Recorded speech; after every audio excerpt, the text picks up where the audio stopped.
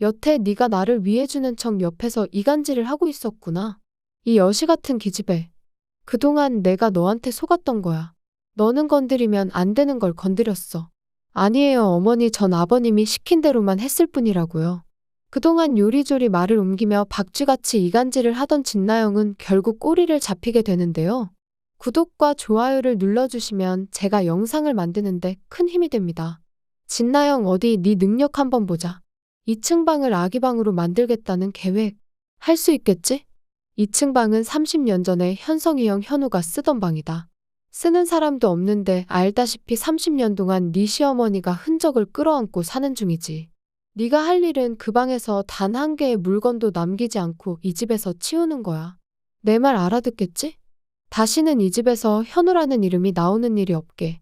사진 한 장 남기지 않아야 된다. 진나영은 처음으로 한진태가 자신에게 무언가를 부탁했다는 사실에 뛸 듯이 기뻐했습니다. 이번 일만 잘 해내면 아버님한테 인정받을 수 있어? 김마리가 지금 콩이한테 애정을 쏟고 있으니 진나영은 자신감을 보였는데요. 그리고 이제 한진태랑 김마리 사이를 자기가 해결해서 이 집에서 우뚝 서겠다는 생각도 하게 되죠. 눈칫밥 먹는 것도 지겨웠는데 이번 일로 두 분 사이가 좋아지면 이건 전부 내 공이 되는 거겠지? 현성 씨, 혹시 형님 없어지신 일에 아버님이 관련이 있는 거예요? 진나영은 한진태가 애를 잃어버려서 이 집이 이렇게 삭막했구나. 현우의 흔적 지우기에 더욱 확신을 가지게 되죠. 자신도 있었습니다. 김마리는 완전히 자기한테 넘어왔다고. 이 집에서 김마리 생각해주는 사람은 자기밖에 없는 것처럼 그동안 얼마나 이간질을 해왔었나요. 하지만 이건 한진태가 30년 동안 골머리 앓던 일을 진나영한테 떠넘겨버린 것이었습니다. 현우의 흔적을 지워버리는 일이 그렇게 쉬웠으면 한진태가 30년이나 눈치를 보고 살았을까요? 한진태도 이번 기회에 진나영 손으로 모든 흔적과 증거를 없애버리자고 잘된 일이다 했던 것 같은데요. 간에 붙었다 쓸개에 붙었다. 어쩜 저렇게 아다르고 어다른데 참 말을 지 유리한 쪽으로만 하는지. 그 새치여가 결국 진나영을 망하게 할 것 같습니다. 그간 진나영이 재벌 집에 들어와서 밥만 열심히 하며 조용히 산다 했죠. 얼마 가지도 못해서 진나영은 재버릇을 개못 주고 가족들 사이를 이간질하기 시작했습니다. 자기는 착한 척하면서 다른 사람은 아주 이상한 사람으로 만들어버리는 웃긴 화법을 구사했는데요. 김마리 앞에서는 어머님 같은 여자로서 제가 봐도 아버님이 잘못하셨어요. 마당집 그 사장님한테 대하는 걸 저도 봤는데 선을 넘었어요. 저였어도 기분 나쁘죠? 진나영은 한진태 앞에서는 찍소리 하나 못할 거면서 김마리 앞에서는 한진태가 마당집 사장한테 마음이 써서 선 넘었다고 망언을 짓거렸는데요. 이번이 처음이 아니죠. 김마리한테는 온갖 비위 맞춰주며 한진태 욕을 하더니 박쥐처럼 한진태 방에 넘어가서는 김마리가 아주 비정상인 마냥 떠들어댔습니다. 김마리를 정신병자 취급하며 아버님 어머니가 비정상적으로 우리 콩이한테 관심이 많다고 2층에 잠겨진 방에다가 아기방이라도 만들라고 하면 정신도 맑아지고 생산적으로 살지 않겠냐고 어머님 생각해주는 효심 깊은 며느리인 척을 하며 결국엔 2층 방 문을 여는데 성공했는데요. 왕년에 도둑질 하던 버릇을 못 버렸는데 문이 잠겨 있어서 얼마나 궁금했을까요? 한진태도 이번에 아주 칼을 뽑았습니다. 김마리한테도 2층 방을 다 비우면 이혼을 다시 생각해보겠다고 했으니 김마리는 이제 이혼하기 싫으면 2층 방을 치워야 되는 처지가 된 거죠. 한진태가 이미 이렇게까지 했는데 김마리가 이혼하기는 싫다면서 안 치우면 이혼에 동의한다는 거나 다름이 없어진 거니까요. 현우의 물건을 차마 치우지 못하고 그저 붙잡고 오는 김마리에게 진나영은 또 다시 이간질을 시작할 것 같습니다. 아버님 정말 너무하시네요. 어머님 상처는 어떻게 생각을 안 하시는지. 아버님 때문에 애를 잃어버린 거면서 어떻게 그러시냐고요. 어머님, 제가 콩이는 잘 지킬게요. 어머님도 우리 콩이가 현우가 돌아오는 것 같다고 하셨었잖아요. 당장 이 방을 안 비우면 아버님이 이혼을 하겠다는데. 저희 애가 태어나면 화목한 가정을 만들어주고 싶어요. 할아버지 사랑, 할머니 사랑 듬뿍 받을 수 있게요. 이 물건들 버리는 게 좀 그러시면 아버님 모르게 다른 곳으로 옮기는 건 어떨까요? 장소는 제가 알아볼게요. 다 버리고 아기방을 꾸미는 척 아버님만 속이면 되잖아요. 일단 이혼은 막아야죠. 진나영은 결국 감언이설로 2층 방 현우의 물건들을 이 집에서 빼는데 성공할 것 같네요. 진나영이 아버님 성공했다고. 2층 방 지금 싹 다 비웠어요.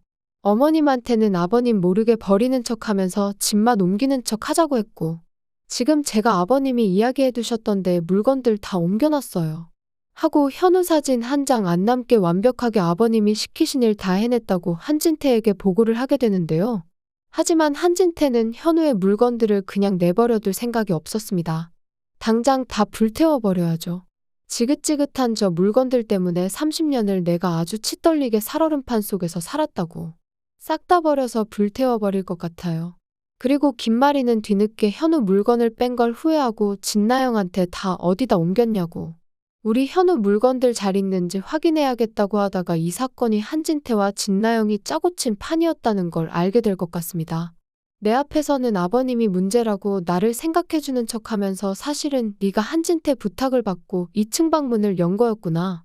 온 가족이 나를 아주 멍청이로 만들었어. 진나영 너는 건드리면 안 되는 걸 건드린 거야. 뱃속의 아이를 방패로 그동안 우리 가족들을 얼마나 이간질 해왔니?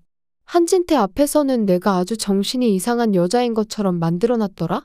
그동안 진나영의 이간질에 놀아놨던 김마리는 아주 흑화하게 될 것 같습니다.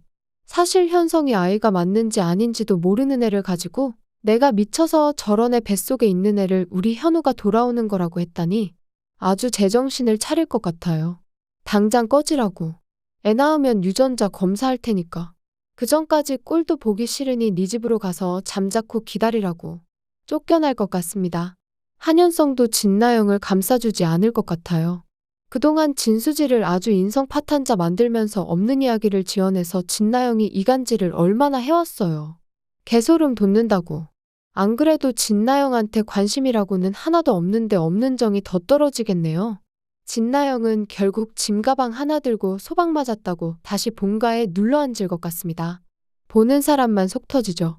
임산부가 대체 무슨 짓을 하면 쫓겨나냐고. 그새를 못 참고 가족 사이를 이간질하다가 쫓겨났다고 쪽팔려서 어떻게 말해요. 하지만 도둑년 진나영이 결국 한 건 해냈을 것 같습니다. 2층 방이 얼마나 어렵게 열렸는데. 사실 현우의 물건들은 다 불타지 않았던 거죠. 진나영은 그 사이에 나중에 혹시 쓸 일이 있을까 싶어서 현우 사진 한 장을 몰래 빼돌려 두었고, 그 사진은 결국 장윤자의 손에 넘어가서 채우리가 친엄마 찾는 데 쓰이게 될 것 같네요. 진나영은 내가 한진태 그 구렁이한테 속았다고. 한진태가 이 애를 버린 것 같으니 이 사진에 있는 현우라는 사람을 찾아서 내가 복수하고 말 거라고. 혼자서 애 찾기에 나서다가 가장 먼저 채우리의 정체를 알게 될 수도 있겠는데요. 진나영 덕분에 채우리가 친엄마를 찾으면 아주 쌤통이겠어요. 장윤자나 진나영이나 결국엔 입으로 망할 것 같은 예감이 드는데요. 거슬리는 진나영의 이간질을 딱 잡아내는 사이다 같은 모습을 기대해보면서 리뷰 마치겠습니다. 구독과 좋아요를 눌러주시면 제가 영상을 만드는데 큰 힘이 됩니다. 시청해주셔서 감사합니다.